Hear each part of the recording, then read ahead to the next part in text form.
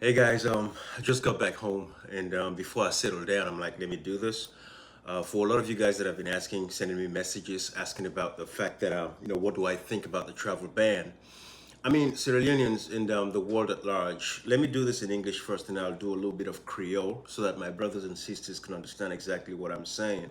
But first, to the international community, we want to thank you guys because we feel like you've not been acting as fast as we would want you to be. It's not that we don't understand, it's patience. It's not like America could just be going across the world and be, shaking up, getting bad leaders out of their seats if they decide to hold on to power. I mean, America cannot do that, right? Because the rest of the world is going to look and say, how can America be, toppling governments? Basically, that's what they'll say. So in the case of Sierra Leone, you all know that the June 24th, 2023 elections were stolen, and the reason why this proposed travel ban is being, imposed on Sierra Leone today, alongside other countries like Russia and all these other dangerous, countries, it is because one, democracy has been backsliding very long time ago. If you all remember going back to 2021, when former President Joe Biden actually did not invite Sierra Leone to the Democracy Summit, right? They did not invite Maada specifically to the Democracy Summit. The reason being is because they knew democracy was backsliding, because we've been complaining, writing letters, letting them know that, hey, the rights of people are being violated. The State Department's reports that comes out every year shows the same thing. Human rights abuses, killings, arbitrary arrests, executions across the country. So that is why Sierra Leone is on this proposed ban.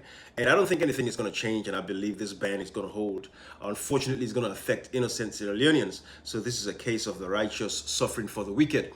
But something has to be done, because nobody should think they can be this belligerent with stealing elections, not announcing results like the ECSL. Mohamed Kanawe Kone, who is the ECSL commissioner, Electoral Commission of Sierra Leone. I mean, you can conduct elections and not produce the disaggregated data. People think they should get away with this kind of stuff. So again, I know America cannot come and just remove Marabio, because if they could, they would do it for us. We, the people of Sierra Leone, have a responsibility to continue to fight to protect our country. So the whole thing with this travel ban, of course, it doesn't target a political party. It doesn't target a tribe. It is Sierra Leone.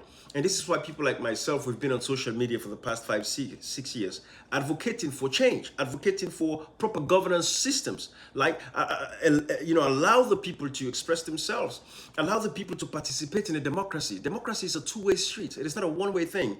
The moment it becomes a one-way thing, it becomes a totalitarian state, authoritarianism, and that is why we have like a fascist state in Sierra Leone today. So that is very crucial. And this is why it's important that the rest of the world starts to take action. Today's America. I'm hoping tomorrow Europe would get on board, and Europe would actually, instill these same things.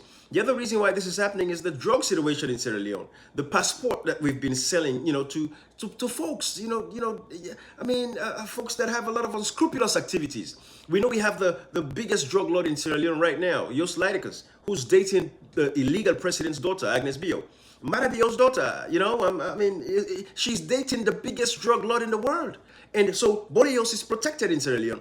We know he was paying the Turkish corrupt officials in Turkey. He was paying the government 1 million euros a week for his freedom. How much is he paying in Sierra Leone? So the United States and the American government knows these kinds of things. That is what is happening. So if you're asking me, I'm telling you, as sad as it is, but this is the reality of what happens when you don't have an opposition that is serious. So just as Marabio has destroyed democracy in Sierra Leone to the point where reputation is so badly tattered that Sierra Leone is now listed amongst other countries like Turkmenistan and all these other countries that people don't even know about, it tells you how bad things have gotten. And the only way this can change, this travel ban, is for Marabio to hand over power peacefully to Dr. Samora Kamara, who won the elections. And ECSL should produce the results and put them on the websites. That's the only way this proposed ban could change. Otherwise, nothing is changing. As long as Boleos is in Sierra Leone, this proposed ban is going to stay. It's going to stand, because they know he's protected by the government. They know he's protected by Marabio. They've seen videos of him in church with Marabio. They know that he's protected. So some people have. Now the thing that with this travel ban, unfortunately, even people who don't file for their family members, man don't go marry the wife don't go marry the man for come America. You don't get for come America again, because now they don't put a ban on all Sierra Leoneans. The only one set of people waiting for Canada now influential business person, and then he said they get to do a thorough investigation on that person before even for Canada. And the next step we're going to take now for looking to these guys, government officials, even coming to the United Nations now, we have to get down to the bottom of it. I know that's a whole different realm with the United Nations. The corruption is very pervasive within the United Nations system because there's no way governments or illegal presidents like Julius Maada should be invited to the United Nations, right? And we have to look at these families, these guys that are in these governments. When you take the David Shengas, the Francis Benkai fellas, who are bringing their wives over here to have babies so they can have American passports, but they're destroying Sierra Leone. We have to go with surgical precision after these people out to let the government know exactly what is happening. Because people should not go free for the crimes that they've committed in Sierra Leone. If Sierra Leone is destroyed and damaged today, it is all of these people, every one of them played a part in destroying the reputation of Sierra Leone. So some people, I just want to know, this is what is happening. It is bad, but we've been calling for this. This is not to Timini, Limba, Lokore look at. This is not to SLPP or APC. This is about Sierra Leone now. When I don't see Nameko the town and say, let's get ourselves right and be right by ourselves. Let's respect ourselves and get individual decency for God's sake. But when we talk anything there, people think say we just come there for makeup stuff. Enough is enough, guys. Enough is enough. Let us come together.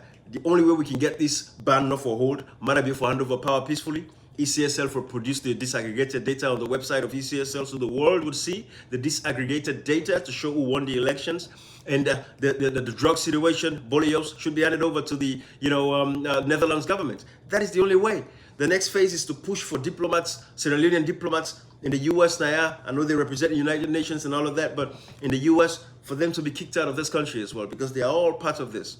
Just because they have immunity does not mean we should not hold them accountable for some of the things that are happening, But anyway, Sierra Leoneans, this is what they talk about. Now, Kusila will advocate for get a proper democratic system where the rights of the citizens will be respected. So now we'll get to this point. All right? Bye-bye, everybody.